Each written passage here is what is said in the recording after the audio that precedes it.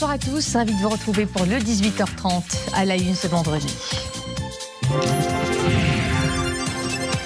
Des prévisions de croissance revues à la baisse selon le dernier rapport du HCP sur le budget économique prévisionnel pour 2022. La croissance économique sera de 2,9% et le déficit budgétaire devrait s'établir à 6,1% du PIB. D'autres chiffres clés dans un instant. La situation sanitaire se corse, la flambée des contaminations et des cas nécessitant une prise en charge en réanimation et en soins intensifs met à mal le fonctionnement de ces services d'urgence. Nous le verrons au CHU Mohamed VI de Marrakech. Le tourisme s'asphyxie 2 ans après le déclenchement de la pandémie. Faute de touristes, les professionnels sont aux abois et attendent beaucoup du tout nouveau plan d'urgence pour la relance de leur activité. Économie, pour entamer cette édition, le Haut Commissariat au Plan publie un rapport sur le budget économique prévisionnel pour cette année 2022. Nous pouvons y lire notamment que l'économie nationale devrait enregistrer une croissance de 2,9%. Les grandes lignes du rapport du HCP avec Mohamed El-Shkar. Le taux de croissance prévisionnel pour cette année est de 2,9% après un rebond de 7,2% l'année dernière. Le PIB devrait enregistrer une décélération de son rythme de croissance à 4,7%. Une évolution qui implique un niveau d'inflation de 1,8%.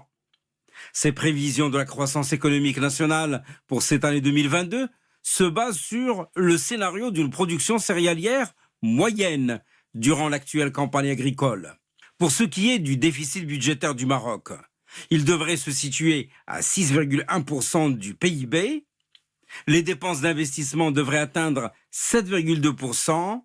La charge de compensation devrait avoisiner 1,6% du PIB, en supposant que le prix moyen du gaz butane continuera à augmenter. En cette année 2022, les recettes fiscales devraient s'améliorer pour atteindre 18,5% du PIB, en lien avec la reprise de l'activité économique. Quant à l'impôt sur les sociétés, il devrait retrouver son taux de croissance d'avant la crise grâce à l'amélioration des bilans enregistrés par les entreprises l'année dernière. De même, les recettes de l'impôt sur le revenu et de la taxe sur la valeur ajoutée devraient bénéficier de l'augmentation très attendue de la demande. Covid-19, les chiffres des dernières 24 heures, des indicateurs inquiétants, 35 décès et 8338 nouveaux cas d'infection. 100 nouveaux cas sévères ou critiques ont été enregistrés en 24 heures pour un total de 571, dont 28 sous intubation. Côté vaccination, le nombre des primo-vaccinés a atteint 24 634 418. Celui des personnes ayant reçu 2 doses s'élève à un peu plus de 23 millions. Alors que 4 96 047 personnes ont reçu 3 injections. La situation se corse donc depuis plusieurs semaines avec la persistance de la 3e vague. Les cas graves montent en flèche. Pour beaucoup, ils finissent en réanimation. Les équipes médicales du SAMU 4 sont de plus en plus sollicitées depuis la déferlante d'Omicron. Les nouvelles admissions dans les services de soins intensifs explosent. Nous en ferons le point au CHU Mohamed VI de Marrakech dans ce reportage de Soumaya Belayachi, Mohamed Hassan Mskour, avec un commentaire de Mariam El-Missi. Pas une seconde à perdre pour les équipes de cette unité mobile. Ces assistants de régulation sont appelés à la rescousse par l'hôpital Ibn Tofayl. Leur mission, assurer le transfert en réanimation d'une patiente en détresse respiratoire. Équipée du matériel nécessaire, l'ambulance quitte l'hôpital Ibn Tofayl, direction le centre hospitalier Mohamed VI. C'est des cas d'urgence, des cas qui nécessitent la réanimation ou bien les soins intensifs. Donc là, l'équipe s'est mobilisée. L'équipe elle est constituée d'un médecin, d'un infirmier anesthésiste, mais aussi d'un technicien ambulancier. Elle est équipée. C'est l'hôpital qui sort de ses murs. Donc on est parti, donc ramener le malade, on l'a mis en condition, on l'a ramené au niveau de la réanimation pour la suite de la prise en charge. Au service de réanimation, les places se font rares. Sous tension depuis plusieurs semaines, le personnel soignant se rend au chevet de patients. La plupart d'entre eux présentent un schéma vaccinal incomplet. La pression monte de jour en jour. Les lits ne désemplissent pas. Nous recevons des patients dans un état stable, d'autres gravement atteints. La plupart des admis vaccinés ne présentent pas de complications.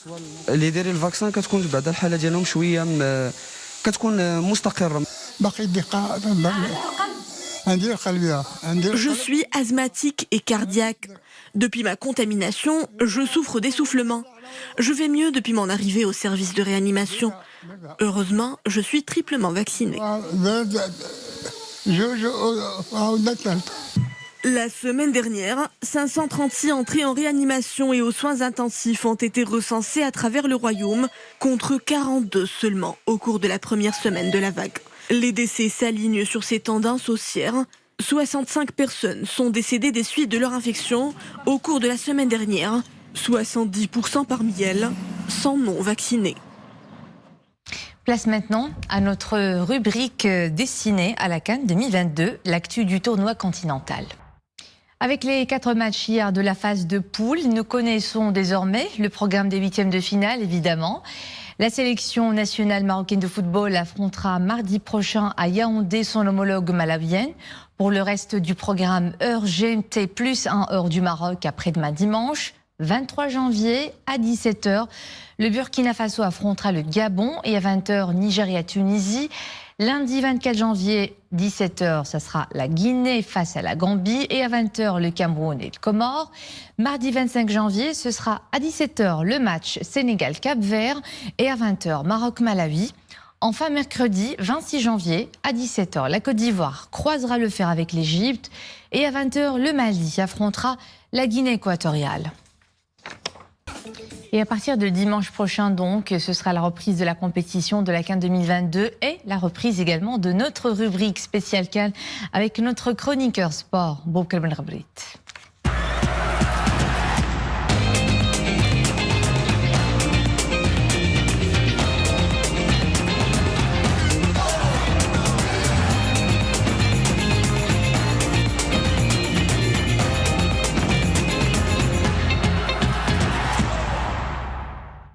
Le tourisme, un secteur stratégique pour le pays, mais durement frappé par la crise sanitaire et son lot de restrictions qui sévissent depuis 2 ans maintenant. Pour sauver la mise en attendant la réouverture des frontières et la relance de l'activité, eh bien, le gouvernement a lancé un plan d'urgence en faveur du secteur, 2 milliards de dirhams. Qu'en pensent 2 milliards de dirhams, je corrige, qu'en pensent les professionnels? Élément de réponse dans ce reportage à Dakhla, Mohamed Iddes, Alia Hmimid et Nisril Hamdawi. Après plus de 22 mois de crise sanitaire, le secteur touristique sombre dans le marasme. Les pertes sont énormes car les touristes se font très rares. La fermeture des frontières y est pour beaucoup. Pour remédier à cette situation, l'État vient à la rescousse. Un plan de sauvetage à 2 milliards de dirhams est lancé. Une petite lueur d'espoir pointe à l'horizon des professionnels ici à Dakhla, destination de prédilection des férus des sports nautiques. Ce plan lancé par le gouvernement est venu au bon moment. Nous espérons qu'il relancera de façon effective le secteur dans les plus brefs délais. Et le plus important encore, c'est de rouvrir les frontières prochainement, afin que nous puissions retrouver notre dynamisme d'avant. Le plan de relance touristique permettra la préservation d'entreprises et évitera la destruction des emplois. Il apporte des mesures pratiques pour éviter l'agonie de ce secteur ô combien vital à l'économie. Ce soutien jouera un rôle considérable. Il apporte une batterie de mesures comme le report des charges dues à la CNSS pendant 6 mois, la prise en charge des intérêts adossés à un moratoire relatif aux échéances bancaires sur une durée pouvant aller jusqu'à 1 an. Cela va aider les professionnels à ne pas changer de domaine d'investissement et à essayer de tenir bon.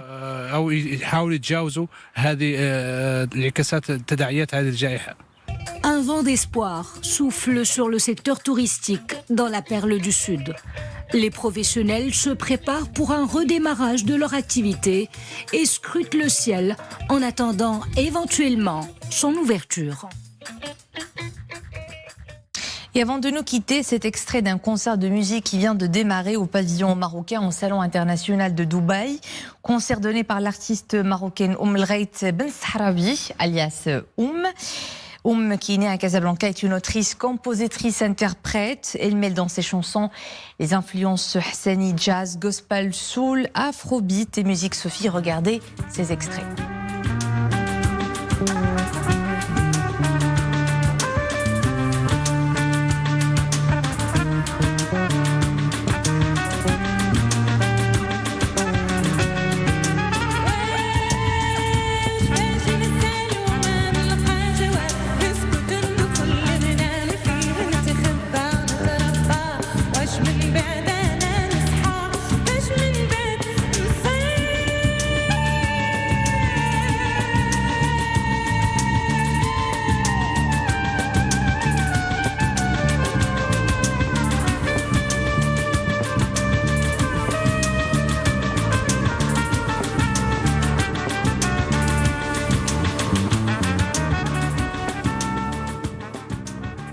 Et c'est ici que nous nous quittons. Merci à vous de nous suivre. L'info est de retour à 20h30 avec Mohamed Reda El Abidi. Bonne soirée, à demain.